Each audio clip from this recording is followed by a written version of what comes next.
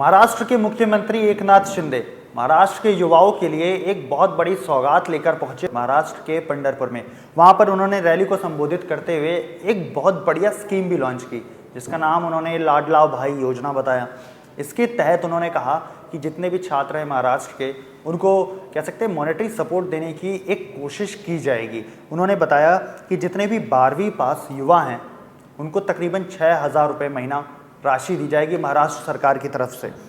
जो भी डिप्लोमा धारक है उसको 8,000 रुपये दिया जाएगा। यदि किसी ने ग्रेजुएशन किया हुआ है या ग्रेजुएशन कर रहे हैं तो उनको 10,000 रुपये महीना दिया जाएगा। एक बहुत बड़ी अनाउंसमेंट है। क्यों?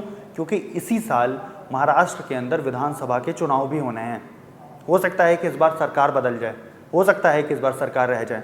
सरकार जितनी भी होती है, जितनी भी पार्टीज होती है, चुनाव से पहले लोगों को रेवड़ियाँ बांटना शुरू कर देती है। लोगों को कहते हैं एक तरीके से लुभाने की कोशिश करती है, और कहीं ना कहीं महाराष्ट्र के एकनाथ शिंदे गुट की सरकार भी ये लोगों को लुभाने के लिए अलग अलग प्रयास करते हुए दिखाई दे रही है। लेकिन उनका ये जो एक स्कीम है लाडला भाई योजना, कहीं ना कहीं ये बेहद कारगर साबित हो सकता है, उनके लिए बहुत अच्छा एक काम कर सकता है। मेनली जब महाराष्ट्र का विधानसभा का चुनाव होगा उसमें, क्योंकि आधे से ज़्यादा जो वोट्स हैं उनको मिलेंगे वो युवाओं के वोट से मिलेंगे। अगर वो युवाओं के लिए बेहतर काम करते हैं, बेहतर स्कीम्स को लाने की बात करते हैं, अपने मैनिफेस्टो को इस तरीके से डिज़ाइन करने की कोशिश करते हैं, तो कहीं ना कहीं चुनाव में उनको अच्छा खासा फ़ायदा होता हुआ दिख सकता है। ऊपर से महाराष्ट्र के मुख्यमंत्री एकनाथ शिंदे ने ये पूरी की पूरी स्कीम तब लॉन्च की है जब पूरा देश एक गिरफ्त में है, बेरोजगारी की गिरफ्त में है। देश के युवा सड़क पर उतरे रहते हैं, देश में लगातार पेपर लीक की समस्याएं होती रहती है।